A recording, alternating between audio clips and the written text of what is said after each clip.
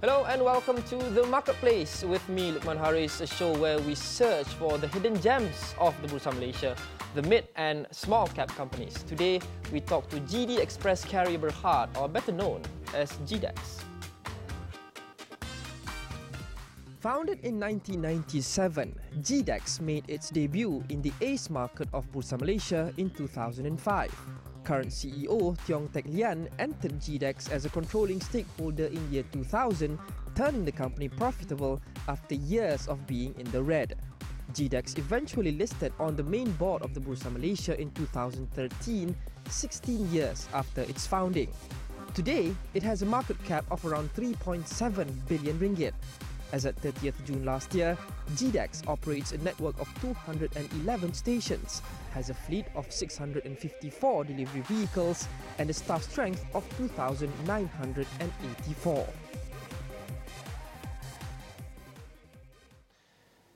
And Tiong Teck Lian joins me today. He's the CEO of GDex. Tiong, welcome to the Marketplace. Thank you. In 2000, you took control over the company. It was still loss-making at that time. What problems did you find at that time and how did you change things? Actually, the problems is massive from the people's morale being low, and as well as a lot of the process are not organized. So what I did is I get in some advisors to advise me, identify what are the problems. So we break it down into shorter term solutions and then a mid and longer term solutions. That's how we did it. Yeah. Now, fast forward today, you are now looking increasingly outwards, looking to expand regionally. Yeah. So how do you plan to go against the likes of delivery giants like FedEx and DHL and UPS? Actually, we are really not head-on onto them because these are really global companies. We actually complement them in many ways because we are reselling their services throughout the world. And also at times we are actually doing some delivery jobs for them as well. So one of the things that we have to grow to the region because a lot of our clients are actually moving to the region as well. Yeah. In fact, even locally, if you want to just take a look at Malaysia, more and more players are coming into this industry, a very competitive industry, be it local or international companies that are entering the courier or delivery industry. You got companies like FedEx, even Cainiao, Alibaba's Cainiao, slated to expand their presence in Malaysia. So what's your plan to go against the likes of these delivery giants? Basically, this business with the emergence of the popularity of e-commerce have actually tremendous volume of business growing, and the growth can be actually looked into many years to come. And that's why all these companies are attracted to this business as well. But for us, I think our competitive strength is to how to able to deliver value for money service. Basically, it means that good service at a reasonable cost. So that is basically our competency to compete against them. Is that it? I mean, if I am a consumer, and I am a consumer, and if I have to choose between all these couriers, why would I choose GDex? What sets GDex apart from others? Basically, the delivery part of the business is actually not taking out a lot of the cost of a business. So the company that can do this part with least problems to the customers will basically have secured most of the volume.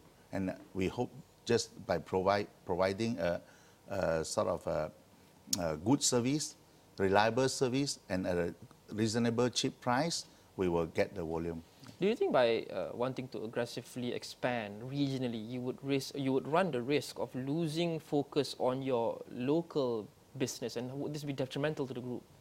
You see, at the present moment now, we are actually having about 3,000 over staff and still growing.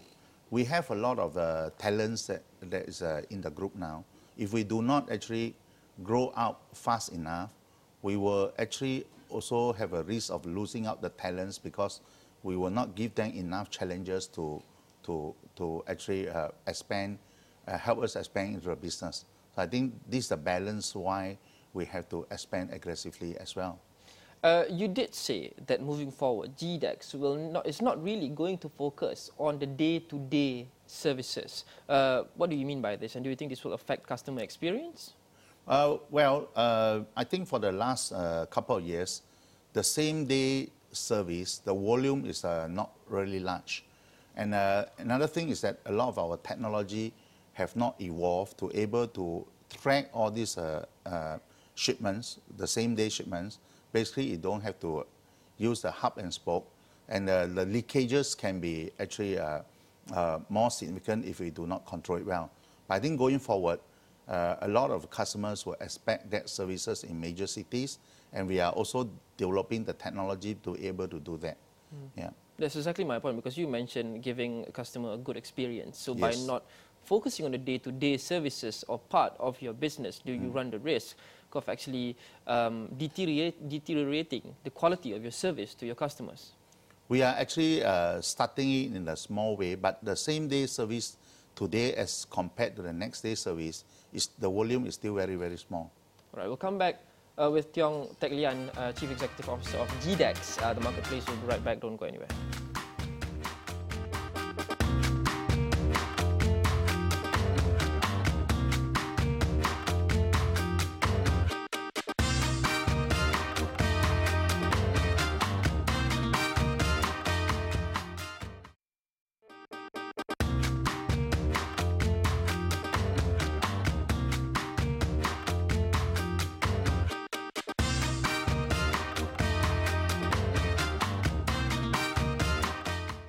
You're back with me, Luqman Haris, on the marketplace. I've been speaking to Tiong Teck Lian, CEO of Korea GDex. And now, Tiong, before the break, you talked about leakages in your services. I mean, talking about your day-to-day services, which you say you will not be focused on so tremendously.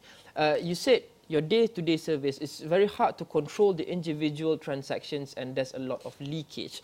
What do you mean by this? And wouldn't this be more reason for you to focus on it moving forward? Basically, if we use our existing business model, they're doing the next day service, the same day service is actually better used on this crowdsourcing or on-demand sort of technology to able to track this thing live. But as this technology, the setup cost is also not cheap, and we do not have the type of a volume to go into that at the present moment. But we are actually extending whatever technologies that we have to be able to do that for the major cities. I think this will be coming out in the next 1-2 years. Yeah. Talking about the advent of technologies and cloud and things like that, it's safe to say that you are a company which aspires to leverage on e-commerce. This is a huge gold mine for you. But do you think you are embracing digitalization fast enough? For example, you don't even have an app for now. We actually just deploy our operation apps in Klang Valley. In the next 1-2 months, we will deploy it into the whole country, including the remote area. The changes of a company like ourselves is never easy because you have already existing systems. But what we actually intend to do is to actually put in modules by modules, those areas that we can digitize it and yet integrate to our existing system so that there is no disruption. So I think the other part is that we will actually go and digitize any of our divisions to make it more integrated so that the customer's experience will be better. Digitalizing the business, do you think you're late to the game? I think we are one of the players that are quite advanced into this. Be able to actually integrate with a lot of our partners, a lot of our customers. We are progressing quite well, actually. In the face of increasingly digitalizing the company, do you think you will face the risk of needing less human employees in your business? As the volume really increased tremendously, we find that even with the digitalization of many of the process, we will actually need more people. So if you really look at our employees trend, we are actually growing about 20% employees per year. I want to go into the financial part of your business, you have some significant Asian shareholders. Yamato Holdings, for example, holds about 23% of your company. Singapore Post, about 11%. Would this present any sort of hindrance or conflict for you to expand aggressively into these countries, for example, Singapore? For us, Singapore is not the main priority for us to expand, being a very sort of competitive state, and the cost of Singapore is also very high. I think our focus will be expanding into countries like Indonesia, potentially Thailand, Vietnam. These are the type of countries that will be very interested because it's having a bigger population, and as such, there will be a lot of business. But still on that same point of conflict or potential conflict, I mean, Alibaba also has exposure to you indirectly in terms of its stakeholding. At the same time, China is also coming into Malaysia. So would this present sort of like the cannibalizing of their own group of entities or something like that? If you look at China, or even they were in China, China actually doing a lot of fulfillment, and they are actually having a lot of other partners to do the last mile delivery. I think that is the part of the whole ecosystem of the last mile where partnerships are getting more important.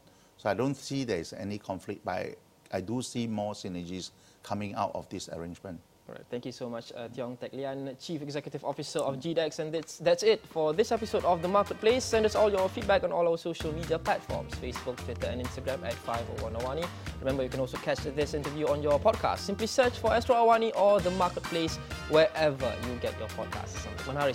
Thanks for watching. Have a nice day.